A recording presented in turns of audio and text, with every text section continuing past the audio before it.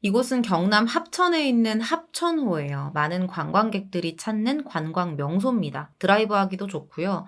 특히 낚시 명소로 많이 알려져 있어요. 그런데 2016년 7월 27일에 경찰이 이 합천호에서 수색 작업을 개시하게 됩니다.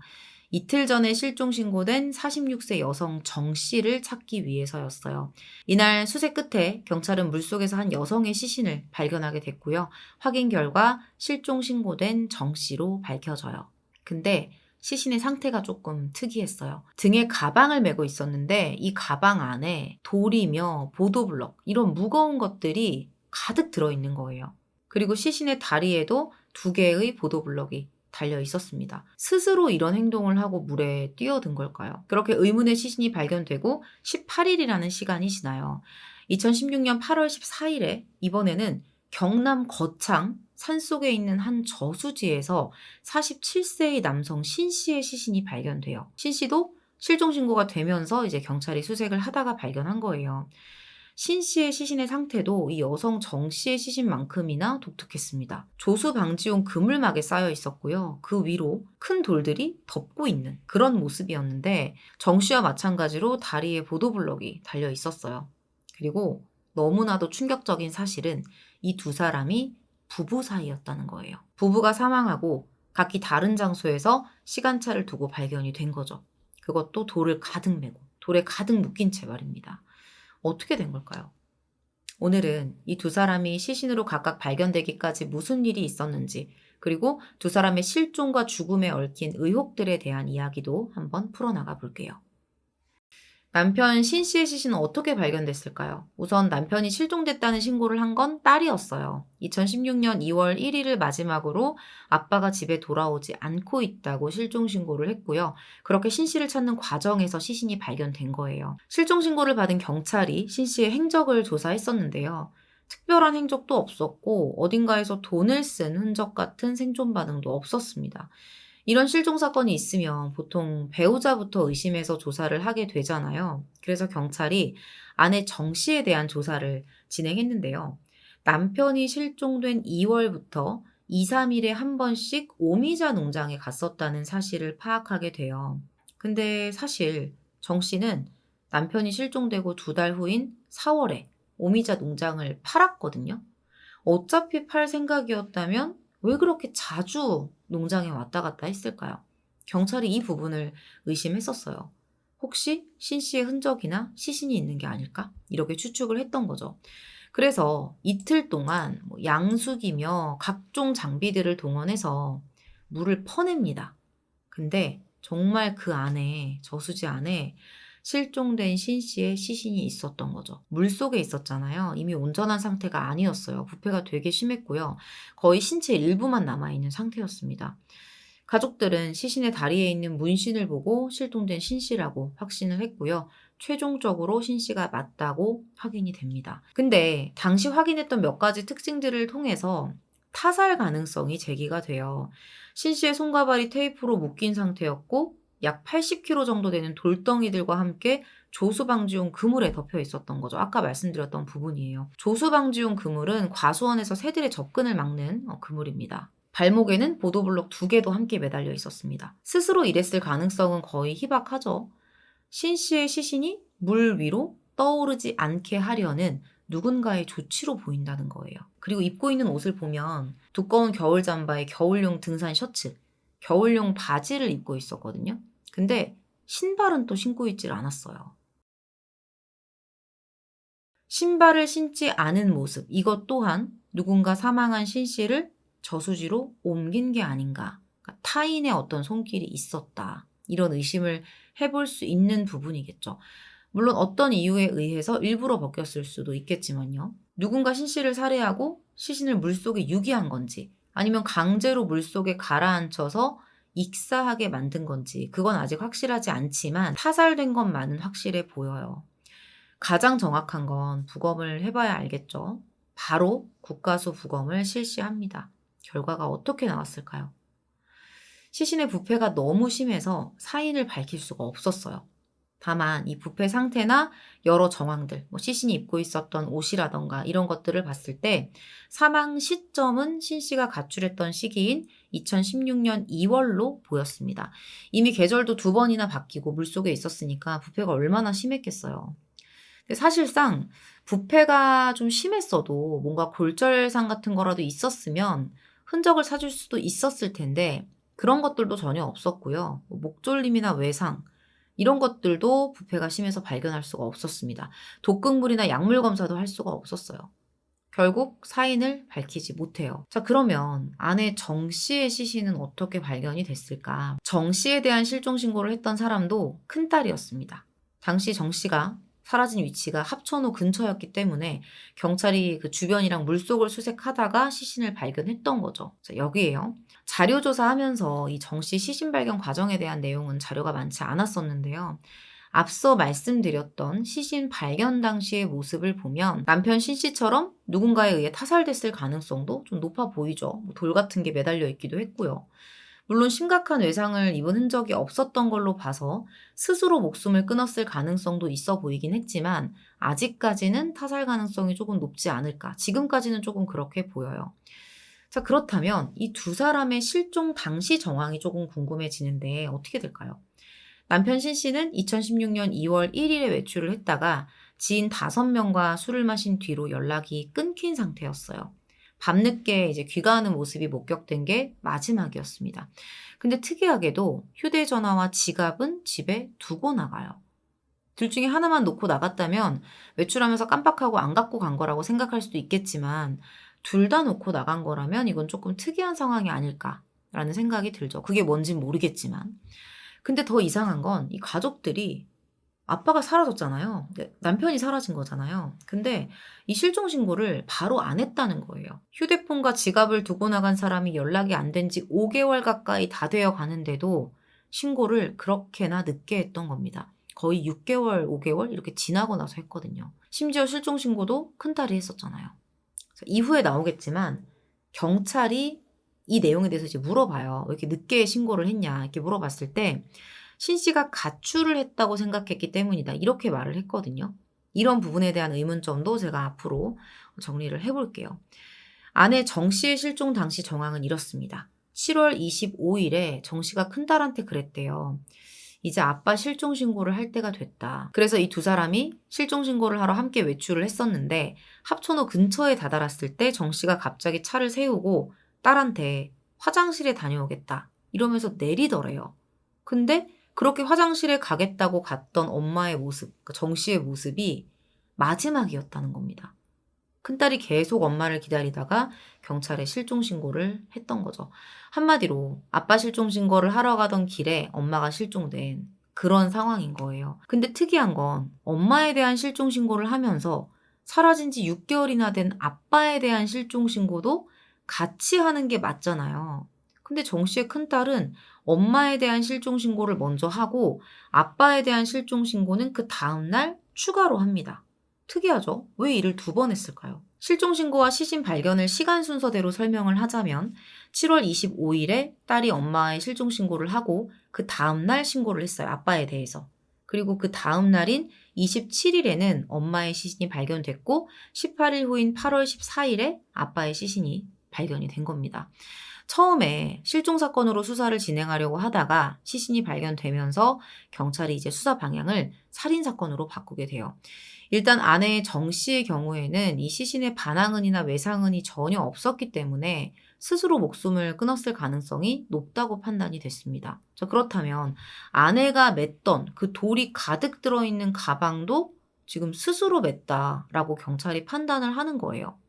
반면 남편 신 씨에 대해서는 7, 80kg의 무거운 돌이 몸을 누르고 있었고 조수방지용 그물에 감겨 있었기 때문에 타살의 가능성이 매우 높다고 판단을 했습니다. 당시에 시신이 발견됐던 이 저수지의 환경도 신 씨의 타살 가능성을 높여주고 있었는데요. 이 저수지가 인가랑 가깝지 않아요. 그러니까 한 2km 정도 떨어져 있는 곳에 있습니다.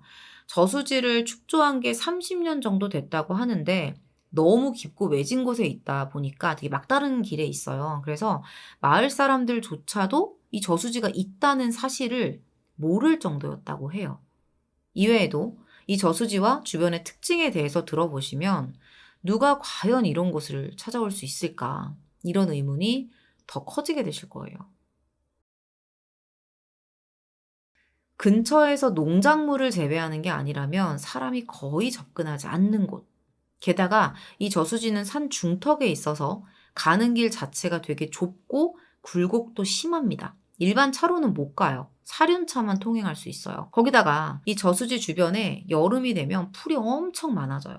그래서 인적이 드문데 풀까지 많이 자라니까 한여름에는 여기 길이 있다는 것 자체를 알 수가 없어요. 길이 안 보인다고 합니다. 신 씨는 2월, 겨울에 실종이 됐었잖아요.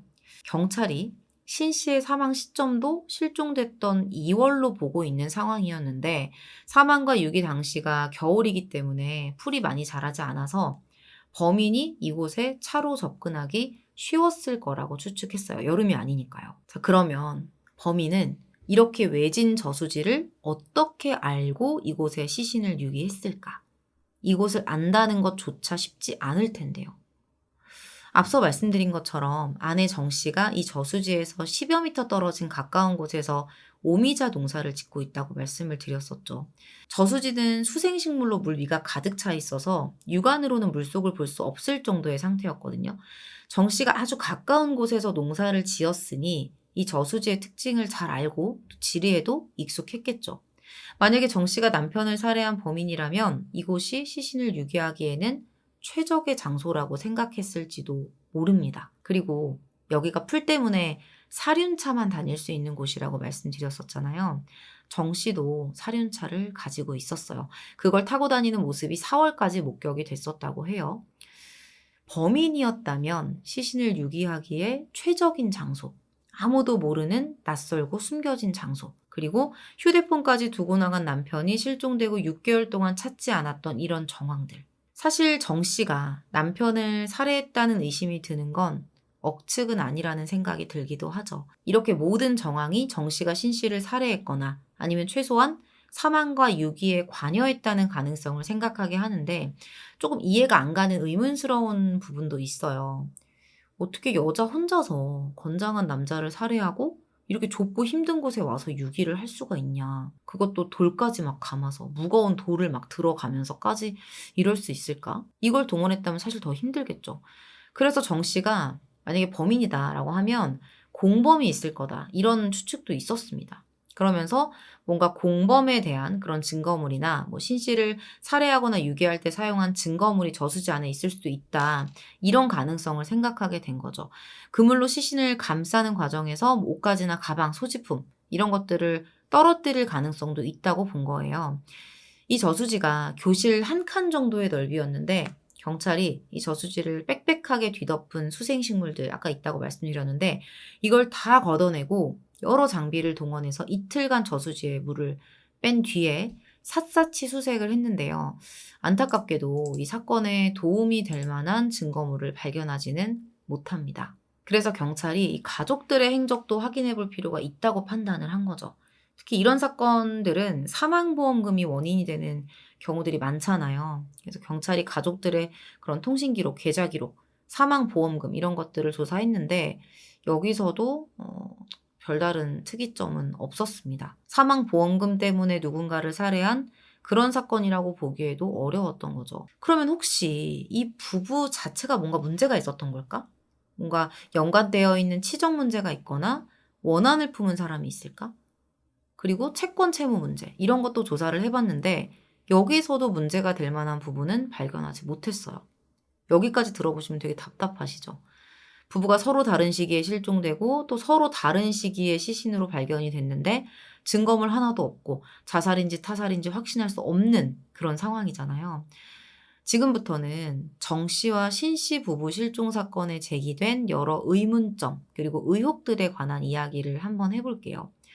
첫 번째로는 소지품을 놓고 외출한 정 씨에 대한 부분입니다. 휴대폰이랑 지갑을 두고 나갔어요. 2월 달에. 근데 상식적으로 가족들은 가출이라고 생각을 했다고 했잖아요. 그러면 가출하는 사람이 휴대폰이랑 지갑을 두고 가진 않겠죠. 가출할 때 다른 건 안 챙겨도 이거 두 가지는 꼭 챙겨야 되거든요. 특히 현금, 신용카드. 반드시 가지고 나가야 내가 뭐라도 생활을 할 수 있는 거잖아요. 근데 가장 중요한 이걸 두고 나갔다? 이상하죠. 가출이 아닐 수도 있는 거예요.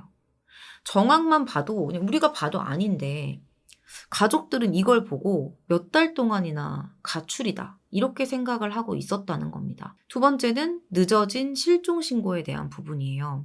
실종 신고를 왜 이렇게 늦게 했냐. 이것에 대해서 딸은 이렇게 말합니다. 아빠가 평소에도 며칠씩 혹은 몇 달씩 나갔다가 안 들어오는 일이 있었기 때문에 이번에도 엄마가 실종 신고를 미루자고 말을 했었다. 라는 거예요. 실제로 신 씨가 종종 가출을 했었는지 뭐 이거에 대해서 뭔가 주변 사람들의 증언 같은 내용들은 없었습니다. 밝혀진 바가 없어요. 그냥 딸이 하는 말이에요. 오히려 이제 실종 신고를 안 하고 있으니까 주변 사람들이 빨리 신고해라 이렇게 닥달을 할 정도였다고 합니다. 그럼에도 정 씨는 신고를 차일피일 미루고 있었어요.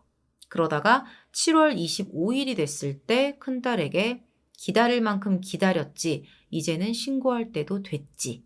이렇게 이야기를 하면서 실종 신고를 하러 가자고 한 거죠. 자, 여러분들은 이 말을 어떻게 들으셨어요? 문장 그대로 받아들이자면 몇 달이라는 기한을 두고 남편이 돌아오기를 기다렸는데 정말 안 돌아오니까 기다릴 만큼 기다렸지. 더 이상 못 기다리겠다. 신고하자. 뭐 이런 의미로 들리기도 하죠. 또 한편으로는 남편의 죽음에 대해서 뭔가 알고 있는 상황에서 범행을 은폐하기 위해서 실종 신고를 미뤘다가 시간이 많이 지났으니까 이제는 신고해도 괜찮을 시기다. 그러니까 신고할 때가 됐다. 이렇게 말하는 것처럼 들리기도 하죠. 듣는 사람에 따라서 해석이 조금 달라질 것 같은데 경찰은 정 씨가 남편의 죽음에 대해서 뭔가 알면서 하는 말처럼 들린다고 판단을 했어요. 자, 세 번째 의문점입니다. 이게 가장 이상해요. 이게 어떻게 보면 가장 좀 결정적인 내용들인데 생전에 정 씨의 행동이 좀 이상했어요. 뭔가 주변을 하나씩 정리하는 듯한 그런 행동을 합니다. 남편 신 씨가 실종되어 있는 동안 정 씨는 마치 죽음을 준비하는 사람처럼 주변을 하나씩 정리하려는 듯한 행동을 해요. 남편이 무척 아끼던 오미자 농장을 처분했고요. 남편이 평소에 수집하던 가구들도 팔았습니다. 그리고 자신 소유로 있었던 이 집을 큰딸에게 미리 증여했어요. 하나하나 정리하는 듯한 모습이 확실해 보이죠. 뭔가 처분하고 버리고 넘기고. 수사를 이어가던 경찰이 중요한 증거물을 하나 발견하게 돼요. 부부 집안을 수색하다가 아내 정 씨가 쓴 노트 한 권을 발견하게 된 거예요. 사망 전에 7월 한 달 동안 33페이지 분량의 유서 성격의 일기를 노트에 남겼다고 합니다. 노트의 자세한 내용은 경찰이 언론에 공개하지 않아서 저도 여러분들한테 말씀드릴 수는 없는데요. 남편에 대한 원망, 경제적인 어려움, 이런 내용들이 담겨 있었다고 합니다. 생전에 이 부부 사이가 좋지 않았던 것으로 보여요. 실제로 정 씨는 지인에게 남편에 대한 불만을 되게 많이 이야기를 해왔었대요. 남편에게 맡기도 했고 신 씨의 수입이 적다 보니까 생활고도 심했다고 합니다.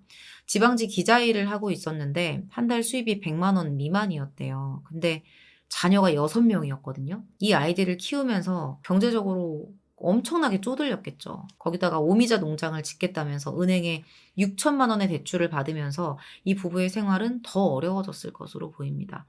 근데 신씨 주변인들의 말은 또 달라요. 농사 짓는 사람들은 보통 몇 천만 원 정도 빚은 다 있다. 오미자 농장 짓는다고 6천만 원 대출 받는 게 농사 짓는 사람들한테는 그렇게 큰 문제는 아니다라는 거죠. 그리고 그들은 신 씨가 가정적인 남편이었다라고 평가했습니다.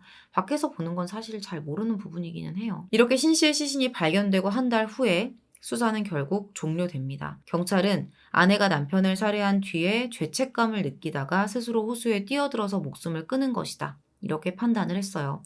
경찰이 이런 판단을 내리는 데는 여러 정황이 고려됐지만 결정적으로 앞서 말씀드린 33장 분량의 유서 성격을 띤 일기, 이게 판단에 가장 큰 영향을 준 것으로 알려져 있습니다. 그리고 남편 살해 과정에서 공범은 없는 것으로 보인다고 했고요. 근데 공범 없이 어떻게 80kg의 무게를 들어서 그 돌을 사용해서 또 남성의 시신을 또 어떻게 여기까지 옮겼을까? 뭐 여러 가지가 혼자 하기에 너무 힘들어 보이거든요. 이 부분에 대한 의문은 여전히 남아있죠. 그럼에도 저 또한 정 씨가 이 사건의 유력한 용의자일 가능성이 높다고 판단하는 이유가 있습니다. 남편 신 씨의 시신에 신발이 신겨져 있지 않았고 2월 1일에 집으로 귀가하는 모습이 마지막으로 목격됐다고 했었잖아요. 집에 그러니까 집에 도착을 했을 가능성이 높은 거거든요. 이런 목격담과 시신 발견 당시의 모습을 보면 신발을 벗고 집으로 들어간 뒤에 정 씨에 의해 변을 당한 것이 아니었을까, 이렇게 생각이 이어지더라고요. 유력한 용의자인 아내 정 씨가 사망하면서 신 씨 사망 사건은 공소권 없음으로 종결됩니다. 남편의 사망 원인은 끝내 밝혀지지 않았고요. 사인 불상으로 기록이 됐어요. 이 사건은 의혹만 남기고 종료가 됐어요. 사건 당시에 부부의 자녀들이 8살부터 24살, 이게 되게 어리기도 했고요. 무엇보다 6자녀가 몇 달 사이에 부모를 다 잃게 된 상황이었기 때문에 경찰도 수사하기가 어렵고 또 굉장히 다루기 조심스러운 사건이었다고 해요. 정 씨와 신 씨 부부 사망 사건의 진실은 과연 뭘까요? 경찰의 추정처럼 아내가 남편을 살해하고 깊은 산속 저수지까지 끌고 가서 유기한 뒤에 본인은 죄책감으로 스스로 목숨을 끊은 걸까요? 아니면 드러나지 않은 조력자나 제3의 인물이 더 개입이 돼 있을까요? 그리고 아내가 딸에게 말했던 기다릴 만큼 기다렸지, 이 말의 진짜 뜻이 뭘까요? 부부의 시신은 부검 후에 가족들에게 인도됐고요. 바로 화장됐다고 합니다. 사건의 진실도 이제는 불길 속에 사라졌고요. 영원히 알 수 없게 됐어요. 오늘 준비한 내용은 이렇게 마무리하도록 하겠습니다. 긴 시간 시청해주셔서 감사합니다.